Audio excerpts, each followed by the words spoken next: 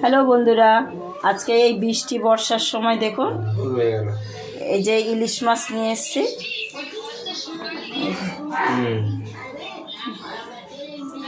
তিনটে মাছ নিয়ে এসছে, তার থেকে আমি মাছের একটা গোটা দিয়েছি আর দুটো মাথা আছে, দুটো মাথা আছে। এইটা দিয়ে আমি আজকে আলু দিয়ে আর আলু আর কাঁচা লঙ্কা চেরা দিয়ে ঝোল করব, তেল ঝোল করব। দেখুন সর্ষের তেলে প্রথমে এই কড়াইতে আমি প্রথমে সর্ষের তেল দিচ্ছি। নাটক করছি কারণ আমি আগের সময় ছুটি করবো, ঠিক আছে, ছুটি করবো এই সময় তো হরিপুর যাবে। তেলটা গরম হোক। ইলিশ মাছের মাথাগুলো ভাজতে দিলাম।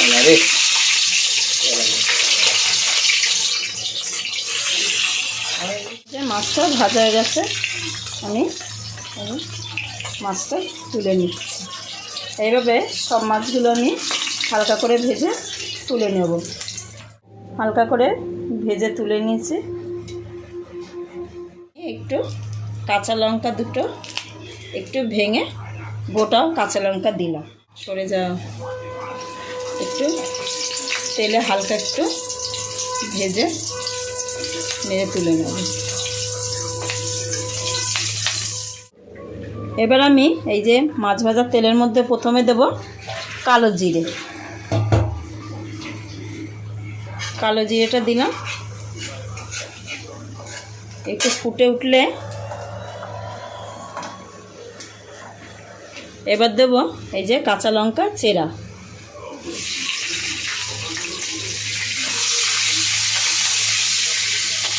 লম্বা করে কাটা আলু আছে, এগুলো এই যে সাদা লাল মতন একটু বেগুন আছে, যে বেগুনটা ওইটা দিচ্ছি। কালো বেগুনটা আজকে আমি পাইনি, এই বেগুন দিয়েই করছি। একটু হালকা ভেজে নেব। দেখুন এই যে হালকা আমার ভাজা হয়ে গেছে। বেগুন আলুটা দেবো। এখন আমার এই যে বেগুন আলুটা ভাজা হয়ে গেছে। একটু কালারের জন্য একটু কাশ্মীরি মির্চ দিয়েছিলাম করেছি। গরম জলটা দেবো এর মধ্যে। গরম জলটা দিলে সেদ্ধ তাড়াতাড়ি হবে আর টেস্টও ভালো আসবে। মাছ এই সবজিটা ঝোলটা ঢাকা দিলাম, আলু বেগুনটা সেদ্ধ হয়ে যাবে, তারপর মাছ দেবো। দেখুন এই যে আমার সব সবজিগুলো বেগুন আলু সেদ্ধ হয়ে গেছে। এবার আমি মাছগুলো দিয়ে দেবো। এবার চারপাশে এটা ছড়িয়ে দিলাম। এবার একটু হালকা একটু ফুটবে। এবার একটু ঢাকা খুলে মাছগুলো একটু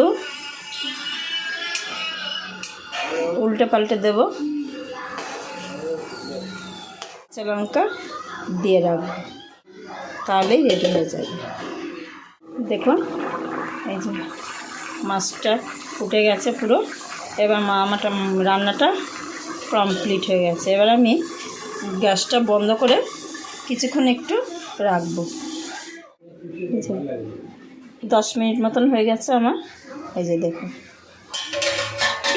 কি সুন্দর লাগছে দেখতে। দেখুন আমার এটা